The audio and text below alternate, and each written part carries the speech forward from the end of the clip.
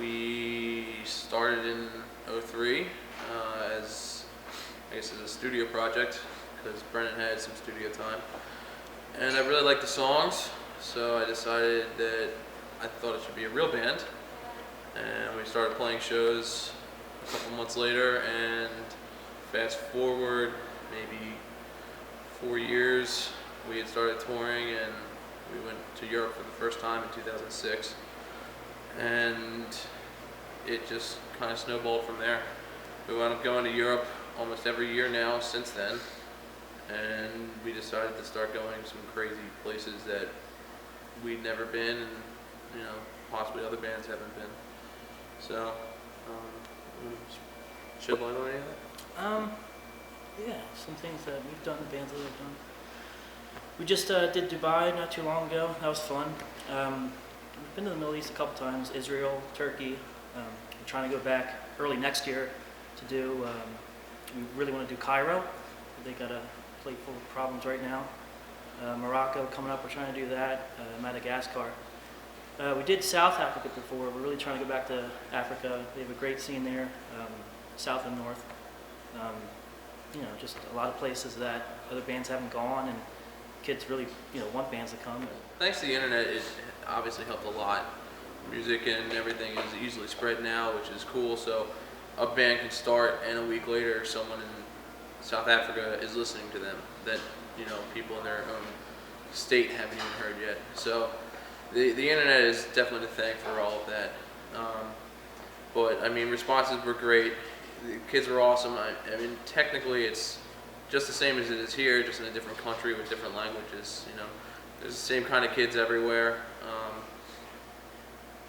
And responses were pretty awesome in most places we went. And we like to go places where people don't have shows or a lot of bands coming through, because we feel those kids are extremely genuine and super appreciative of the fact that you're there.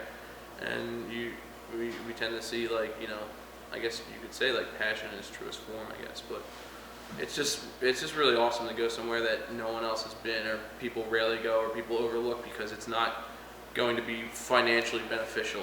So we go a lot of places, and we go into the red as far as our tour expenses are concerned. But in the end, it's just an awesome experience, and no amount of money could pay for that. So certain countries definitely have a much better economy, such as some mainland Europe countries and Japan.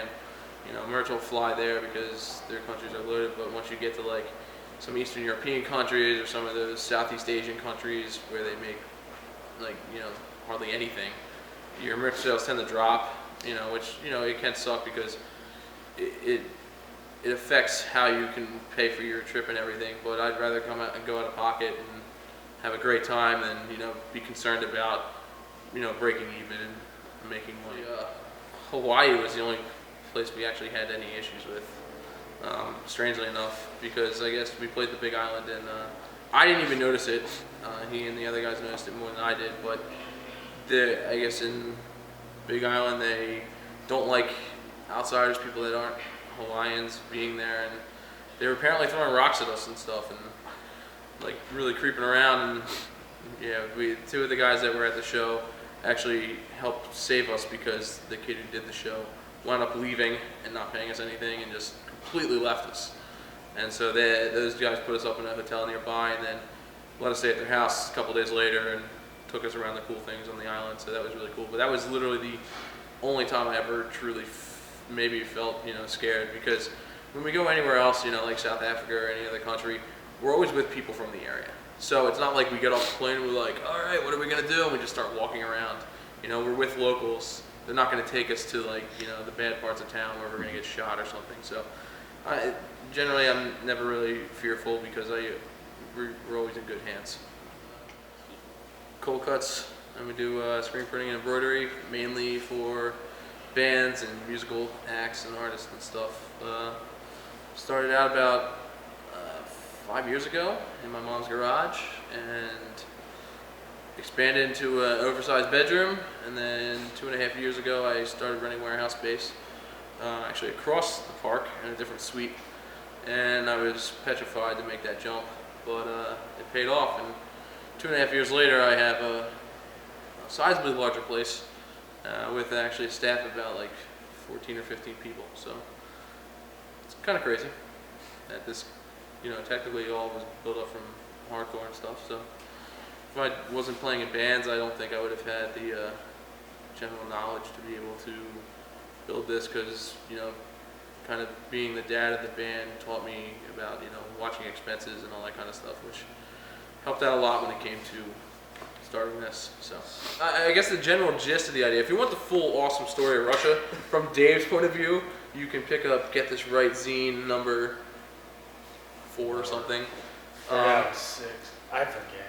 It's in there, but essentially what happened was this awesome dude, Petro, hit us up and he's like, "Yo, we want you guys to play Russia," and we're like, "All right, cool. We're not coming over there anytime soon." And I always just tell people, I'm like, if you want us to come, the only real ways you can to do it is if you pay for all of our expenses. Usually because no one's gonna do that.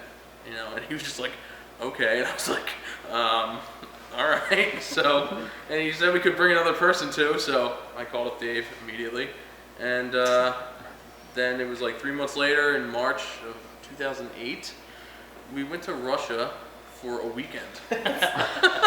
We flew out on like a Friday and we got back on Monday or something, and it was crazy. It was just absolutely crazy that just happened.